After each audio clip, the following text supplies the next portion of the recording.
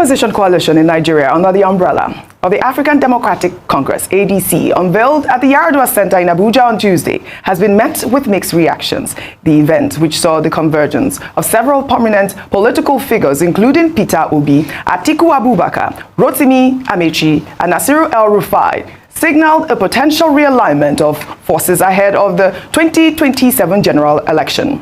Former Senate President David Mark and former Minister of Interior Rauf Aregbesola took on interim leadership roles. The gathering aimed to present the ADC as the official platform for the new opposition coalition. Let's take some reactions. I'll take this from Festus Keyamo. He wrote a lengthy tweet, and I'll read it in part. He wrote, "What happened earlier today, that was yesterday, with the movement of the so-called coalition into the ADC is the greatest factor that has strengthened the APC ahead of the 2027 elections. Let me explain. By law, you cannot operate from or belong to two or multiple political parties. So it is safe to say that their open declaration for ADC today is a clear abandonment of their previous parties. In fact, belonging to two political parties is a ground for disqualification in an election. Therefore, the emergence of ADC as presently constituted marks the formal dismemberment of the PDP, hitherto Nigeria's strongest opposition party.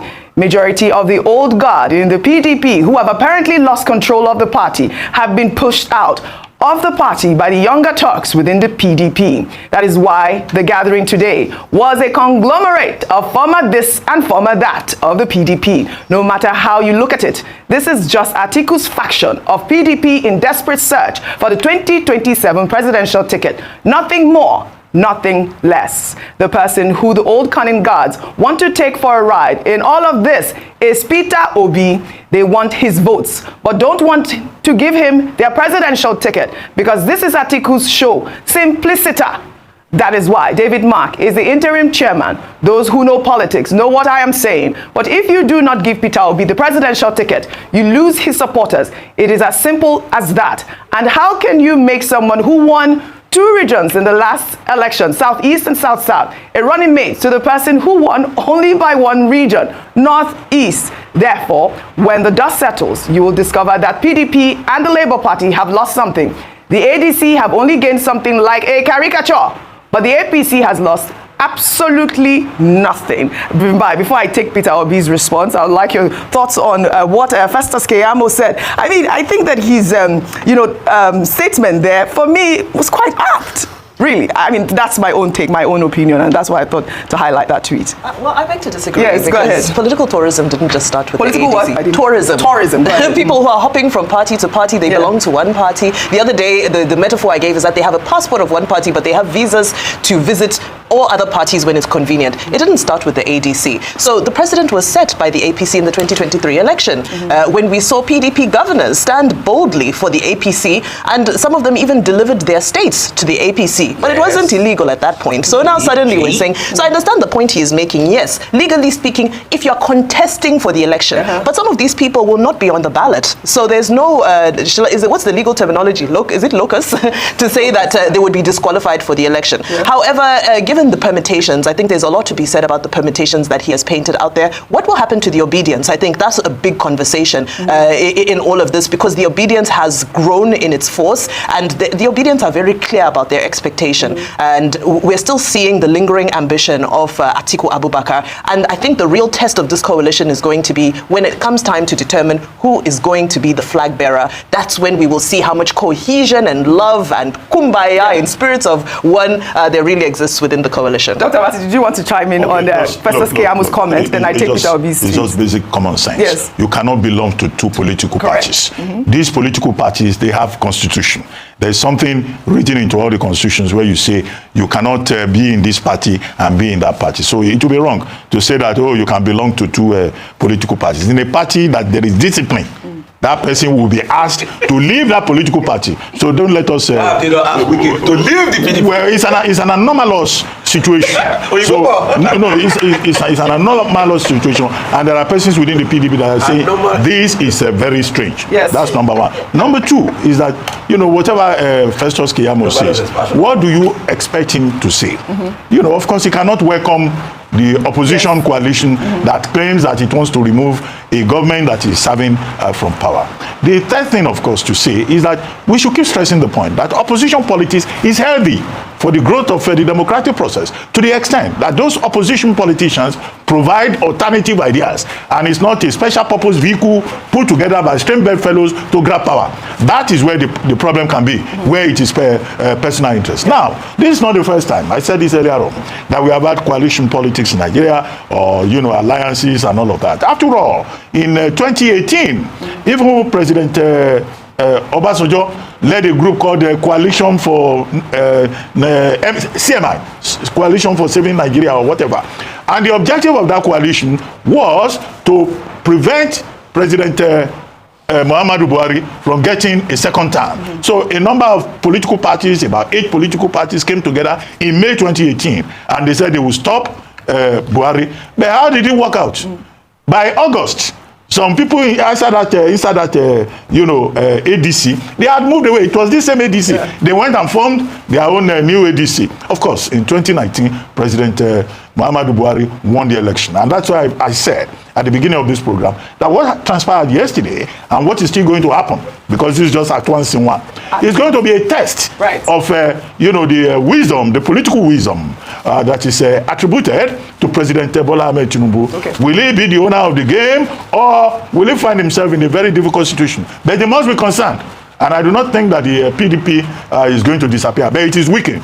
And also, the coalition poses a threat to the ruling government, to the ruling president, particularly when you look at the profile of the people that were involved in the meeting yesterday, and more persons will still join. Yes. So the game is on. Okay. And we keep watching, we keep saying it, but the power of incumbency may work in President Tinubu's favor. But what he must not do is to try and close the door against democracy. All right, we're not done, Rufai. The game is on. Let me take reactions. There are more reactions from this. This is Peter Obi's post on X yesterday. He wrote, yesterday the coalition members formally adopted the African Democratic Congress, ADC, for the 2027 Nigeria general election, with distinguished Senator David Mark serving as the national chairman and His Excellency Ogbeni Rauf Aregbesola serving as the national secretary. Our commitment is to sacrifice and work together towards the 2027 general election, ensuring that Nigeria gets a competent, capable, and compassionate leadership that will prioritize the nation's future by putting the welfare of Nigerians first.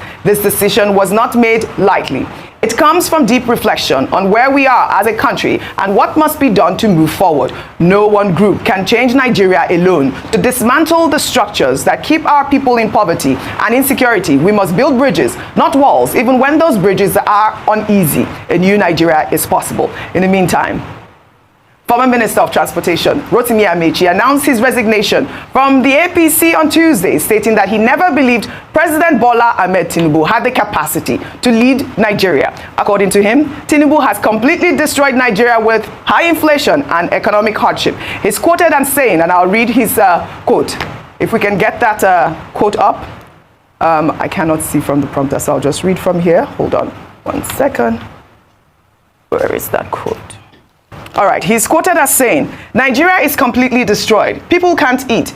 There is no money to buy food. Everything is gone. Inflation is at its peak. And the federal government is busy going around trying to hijack the election. INEC is helping them to hijack the election. I left APC last night. I never attended one meeting. The last time they invited me, I won them. In fact, I was surprised that I wasn't even expelled because I won them in writing not to invite me to any meeting. I have never believed that Tinubu is a material to govern the country. I have never, because people now want Buhari to return. We see in Nigeria that when a new government takes over, it becomes worse than the previous government. People are asking for Buhari because things were better during Buhari's administration. Dollar was I think 460 naira or 500 and something. Well, he just quoted the high inflation at the point. But go ahead. So let's bring out the facts, because when politicians talk, they talk a lot. The dollar rate and the naira rate, we know, was a lot better, during Buhari. But also, let's not also forget the fact that we took a lot of ways and means. So there was a lot of debts too that we needed to deal with. And the same ambition as things were better during Buhari. At some point, I think things went at loggerheads. People want Buhari back. People clamor for Buhari back because of the hardship that's going on. But Dr. Abati, I think I put a finger on it. You see, You know, when people want to say things against me, they say, oh, he studied animal science and everything. You see, my study of science, that gives me a better perspective of how Nigerian politicians behave. And I will tell you why. It's a theory in physics. As you said, anomalous, I remembered one theory called the anomalous expansion of water. You know, water has a unique behavior. It cools from 4 degrees to 0 degrees, then freezes to ice. Most liquid contracts as they cool. But when water reaches its maximum density at 4 degrees, then it expands as it gets colder, becoming less dense. This expansion is due to formation of crystalline structure, which bore molecules between when water freezes. So a lot of our Nigerian politicians follow the principle of the anomalous expansion of water. That's principle number 1. Principle number 2 is mercury. Have you ever wondered why when somebody changes, they call him mercurial? I will tell you based on my science training. It's coming to good news today. Mercury is a metallic element, but it is liquid when it's at standard temperature and pressure. Standard temperature and pressure, room temperature is about 25 degrees centigrade. It is known as quicksilver. So, for all the politicians that are here and are there, you know, you will know that they are mercurial in relation. So that's the answer to your question about how Wike can be a member of the PDP as have the APC government and because of Katakata in the PDP. So Rufai, we're going to continue on the conversation. Politics, yes, not science. That's the explanation. Not chemistry. But we now go live to Abuja. There is political tension in APC. APC is worried. In fact, that's why you see them talking like this. See, Festus Keyamo, you don't expect Festus Keyamo to tell you that they are doing well. The coalition is going to remove Tinubu in office. Blah blah blah. That is his own opinion. Don't worry, they are going to surprise them in 2027 election. They are scared already. You see, a lot is going on in APC now. It's not well with them in APC. So with this coalition and every problems going on in different parties, let's see. I can't. That's why you see Festus Keyamo talking like this, as if he's the one who determines what is going to happen, the outcome of the election, how it's going to be. You are not in any way close. Obviously, anyways, let's just leave APC with their wahala for now. Let them talk, say whatever they want to say, and let the coalitions, let them continue to work if it's going to even work out, and until they announce or the person representing the ticket in that coalitions. So, anyways, please share this video. Please share, like, comment, and subscribe to this YouTube channel. You don't want to miss updates like this because the time is gradually approaching. Please subscribe.